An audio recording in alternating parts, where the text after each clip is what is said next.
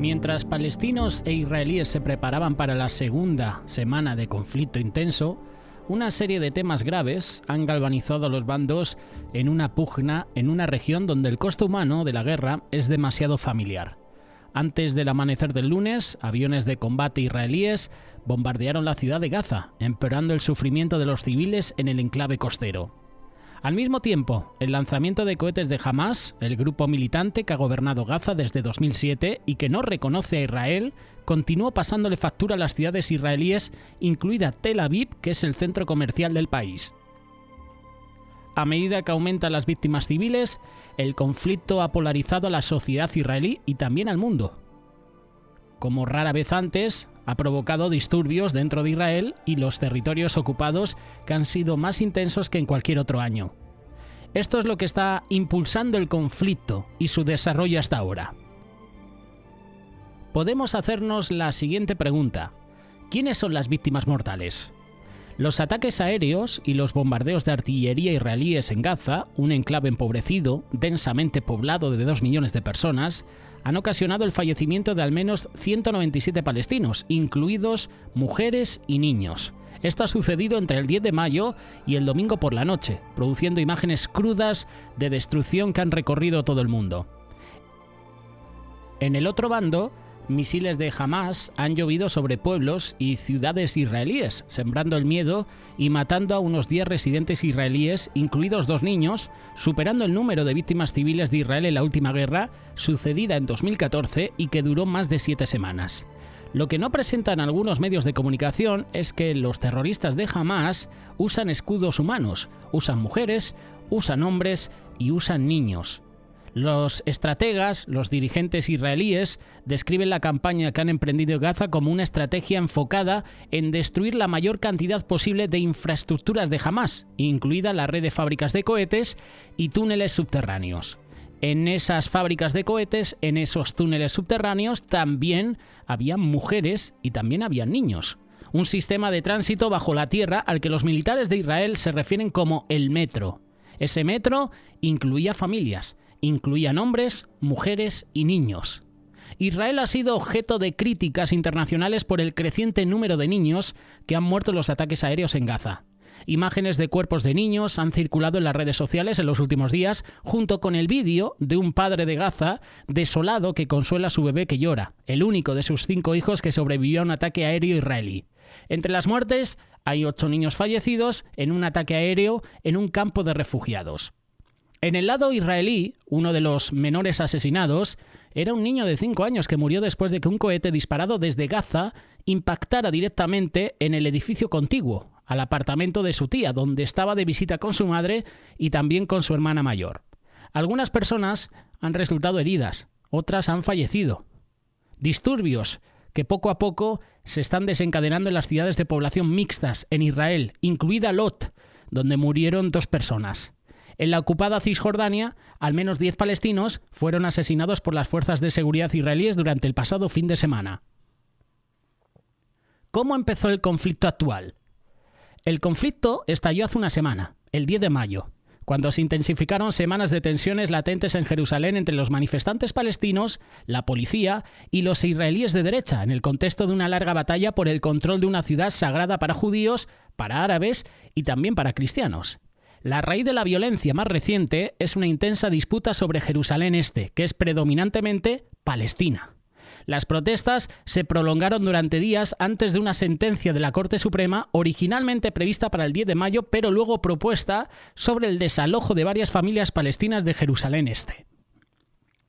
Los funcionarios israelíes lo describieron como una disputa sobre bienes raíces. Muchos árabes lo consideran como parte de una campaña israelí más amplia para expulsar a los palestinos de la ciudad y lo han calificado como limpieza étnica. Las manifestaciones se intensificaron de manera drástica después de que la policía israelí impidiera que los palestinos se reunieran cerca de una de las antiguas puertas de la ciudad vieja, como lo han hecho habitualmente durante el mes sagrado del Ramadán. La policía respondió el 10 de mayo con una redada en el recinto de la mezquita de Aqsa, uno de los lugares más sagrados del Islam, para evitar que los manifestantes palestinos arrojaran piedras. Cientos de palestinos y una veintena de policías resultaron heridos en la escaramuza. Luego los militantes en Gaza comenzaron a disparar cohetes en dirección a Jerusalén, a lo que Israel respondió con ataques aéreos contra Gaza. Los bombardeos de ambos lados se intensificaron durante la semana, al igual que las víctimas, aunque los habitantes de Gaza han sufrido un número desproporcionado de muertes. ¿Qué tipo de arsenal tiene Hamás? A pesar de la vigilancia de Israel y su abrumadora potencia de fuego militar, los militares palestinos en Gaza han logrado acumular un gran arsenal de cohetes con mayor alcance en los 16 años que han transcurrido desde que Israel abandonó ese enclave costero que había ocupado después de la guerra de 1967. Hamás, para los oyentes, es un grupo terrorista. Con ayuda de aliados, entre comillas, como Irán, según funcionarios israelíes y de Hamás, los militantes han convertido ese arsenal en una amenaza cada vez más letal. Desde que estalló el conflicto la semana pasada, Hamás ha lanzado más de 3.000 cohetes hacia ciudades y hacia pueblos israelíes.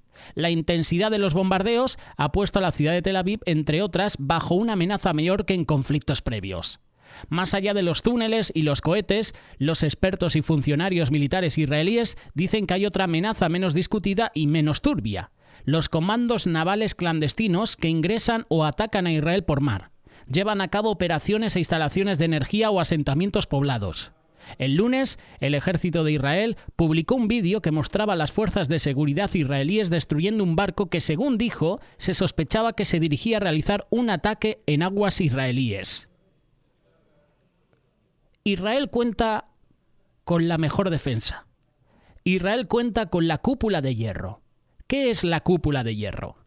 Mientras se desata la peor violencia en años, cada noche el cielo se ilumina con cohetes disparados desde Gaza y por proyectiles guiados de la cúpula de hierro, el sistema de defensa de Israel que se activa para contrarrestarlos.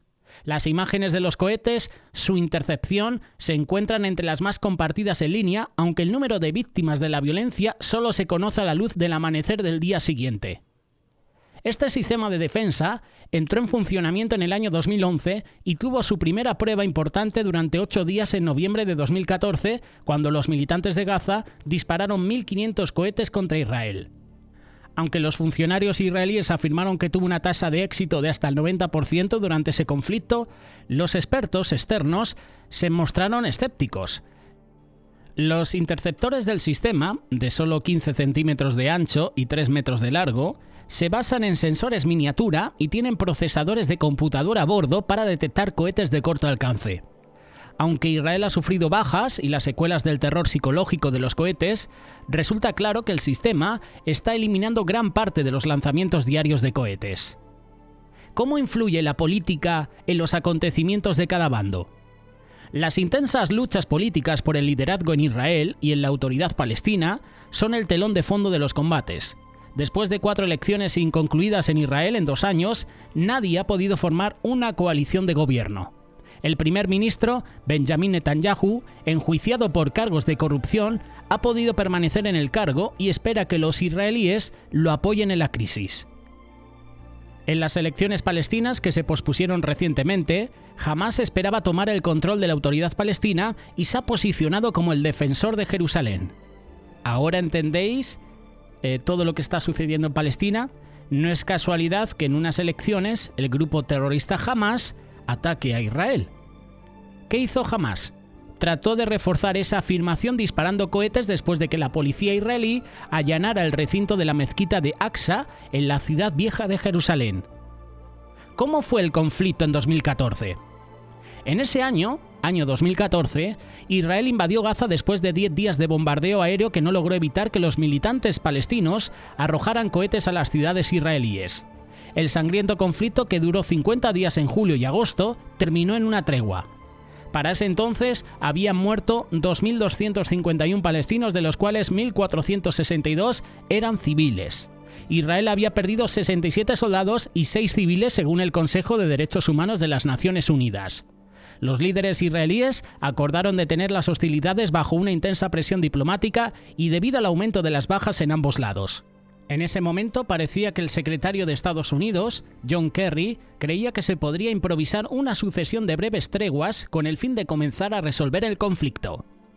Aceptar la tregua permitió que Israel pudiera frustrar la amenaza del uso de túneles para atacar o secuestrar a sus ciudadanos sin arriesgarse a que se incrementaran las víctimas civiles en la Franja de Gaza, lo que estaba poniendo a la opinión mundial en su contra. Hamás también fue presionado para aceptar la tregua, no solo por parte de los negociadores internacionales, sino por muchos palestinos en la Franja de Gaza que estaban sufriendo por los continuos bombardeos israelíes y lidiando con la devastación y la destrucción que los rodeaba. En menos de una semana, el conflicto palestino-israelí escaló drásticamente y de forma violenta. Ha dejado cientos de muertos, centenares de heridos por ataques desde ambos bandos. Es la situación más grave que se vive en 5 años y la Organización de Naciones Unidas teme por una guerra a gran escala. En medio de esta crisis, una minoría observa como un conflicto que ya lleva casi 70 años sin resolverse pone en peligro su existencia misma. Los cristianos que residen en los territorios palestinos son clave, son importantes también.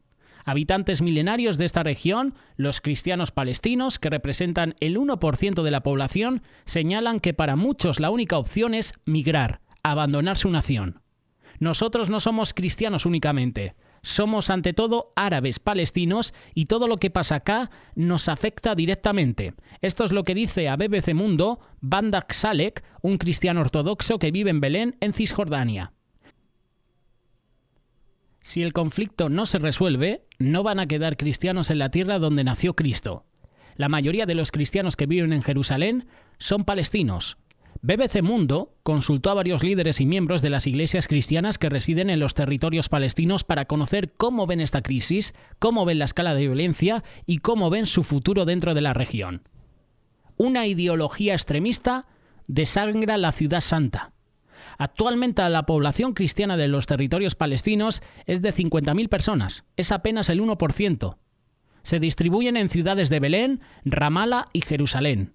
Además de los que residen en la Franja de Gaza, de todos ellos el 48% pertenecen a la Iglesia Ortodoxa griega, un 38% a la Iglesia Católica y el resto a iglesias protestantes, presbiterianas y ortodoxas de otros ritos, sirio y armenio.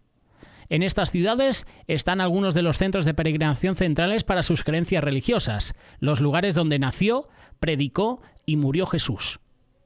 Para los líderes cristianos en la región, el principal reclamo es que las acciones del gobierno de Israel hacen parte de un intento inspirado en una ideología extremista que niega el derecho o la existencia a quienes viven en sus propias casas, como lo expresó el patriarca latino en Jerusalén, el obispo católico Pies Batista Pizzaballa, en un comunicado reciente. Esto desangra el alma de la ciudad santa. Por su parte, para el secretario general del Consejo de las Iglesias Cristianas de Oriente Medio, Michael Apps, hay una consecuencia clara. Cualquier conflicto, guerra, enfrentamiento político siempre causa desplazamiento, que la gente tenga que irse del lugar donde vive. Esto es lo que ha dicho Michael Apps a BBC Mundo. Para Apps, al ser los cristianos una minoría, esa amenaza de fondo hace que estén en mayor riesgo de desaparecer si el conflicto se mantiene. Los árabes cristianos que tienen que huir no tienen muchos países o comunidades cercanos donde establecerse. Al ser una minoría, tampoco tienen las mismas posibilidades de apoyo que sí tienen los árabes musulmanes, que son la mayoría. Eso podría condenar a la comunidad que ha habitado por siglos en la región de Palestina, según ha opinado el secretario de Consejo. Sin embargo, la amenaza es constante. No se puede crecer o tener una vida tranquila si constantemente hay una entidad que te quiere sacar de tu casa, cortar el árbol que está en tu patio o que no te deja caminar. Un punto clave para los cristianos ha sido la ayuda que han recibido de cristianos palestinos que viven fuera de los territorios en otros países y en otros continentes. Han ayudado a fortalecer la red de apoyo creada por los centros comunitarios, especialmente en Cisjordania. El papel que han jugado los líderes religiosos cristianos ha sido más efectivo a nivel micro. El apoyo a sus comunidades a través de las parroquias, de forma espiritual, sin importar si el beneficio es cristiano o no, es lo que importa. La comunidad cristiana tiene un peso simbólico, pero ese peso es muy pequeño. Mariano Aguirre, experto en temas de Medio Oriente, es lo que ha confirmado. El conflicto afecta fuertemente a todos los que viven en Jerusalén, especialmente en la parte denominada Ciudad Vieja y el lado oeste, donde habitan palestinos constantemente desplazados y que se sienten hostigados por los colonos israelíes. La comunidad cristiana en particular se ve afectada por dos razones. Una, por el acoso creciente que tienen las comunidades cristianas ortodoxas y sus representantes religiosos por parte de los colonos israelíes, y otra porque de los aproximadamente 16.000 cristianos que viven en Jerusalén, alrededor de 13.000 son palestinos. La comunidad cristiana en Jerusalén es muy pequeña. Tienen un peso simbólico y una presencia religiosa fuerte, pero su capacidad de influir políticamente en el conflicto palestino-israelí es muy limitada. Después de saber un poquito cómo está la situación entre Israel y Palestina, me gustaría dejar una pequeña reflexión final. La reflexión, quiero leerla de un hermano en la fe, se llama Josué Barrios, tiene una licenciatura en periodismo, trabaja en Coalición por el Evangelio, que seguramente de ahí has leído algún artículo, y me ha llamado mucho la atención una pequeña reflexión que ha realizado a través de su página web josuebarrios.com. 3 cosas que todo cristiano, todo seguidor de Cristo, necesita saber sobre Israel.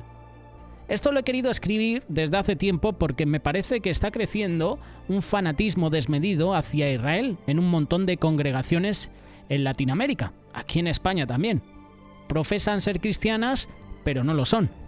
Para mucha gente que dice seguir a Cristo, los judíos son más cristianos que los cristianos.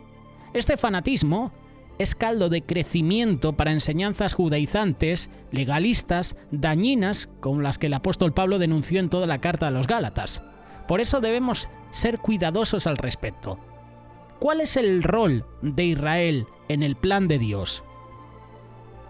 Hay un versículo muy conocido en Romanos capítulo 2, verso 11. Es cierto que el Evangelio es poder de Dios para salvación a todo aquel que cree, al judío primeramente y también al griego. Allí se habla de un orden cronológico, no de que los judíos sean mejores que los no judíos. Los judíos tuvieron la bendición inmerecida, que nadie merece, porque todos somos pecadores. Este versículo dice claramente que la salvación es para aquel que cree. Mientras los judíos sigan rechazando al Mesías, no gozan en realidad de las bendiciones de Dios para sus hijos. Se acumula ira para ellos por sus pecados, de la misma forma que para todo aquel que rechaza la verdad. La Biblia declara que la Iglesia, formada por no judíos, gentiles y judíos, es el plan de Dios desde la eternidad. La Iglesia no es el plan B de Dios, y la nación de Israel nunca fue el plan A. Dios no se equivoca. Él en su bondad usó a la nación de Israel para revelarse a nosotros, aparte de la revelación de Él que da a la creación. Pero dar privilegios a Israel nunca fue un fin en sí mismo, sino que todo formaba parte de un plan mayor para bendecir a todas las naciones de la tierra. Eso es lo que Dios prometió a Abraham desde el principio. Bendeciré a los que te bendijeren, a los que te maldijeren maldeciré. Serán benditas en ti todas las familias de la tierra. Génesis capítulo 12, versículo 3. Vamos a ver 3 cosas que todo cristiano necesita saber de Israel.